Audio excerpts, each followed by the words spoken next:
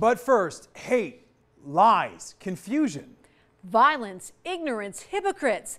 These are some of the words you're using to describe politics in America. Well, all of these words coming from comments that you posted to our Facebook page. We posed a question: is it possible for Americans to meet in the middle, to agree to disagree about politics? The question coming on a big night as President Trump visits Las Vegas. I'm proud to be an American, where at least I know I'm free. Well, President Trump walking on stage at the Las Vegas Convention Center tonight, hundreds filling the room.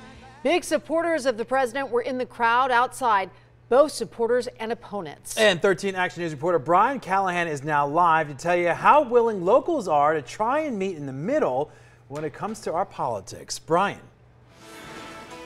Yeah, there wasn't too much interaction between the two sides here tonight because they were separated by this entire parking lot, but both said they'd be willing to talk if only the other side was willing to listen.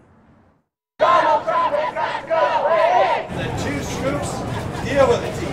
As President Donald Trump took the stage at the Las Vegas Convention Center, we asked supporters and opponents of the president about their points of view. They want a CEO to run the country, not a politician. Now the beliefs have completely changed where they want to impose that belief on everybody else. The big question 13 Action News had is, do they see where the other side is coming from? They're set in a certain way, and it seems like they don't have their own thoughts. It's become very vitriolic. Both Republicans and Democrats acknowledging there's a lot they can agree on, saying it's the big issues and the big characters in politics that may be pushing the divide. I think that's the way it should be. Unfortunately, the discourse has changed where that type of conversation is not something that is allowed to happen. And I don't think it's the majority of Democrats or the majority of Republicans that are really doing any yelling.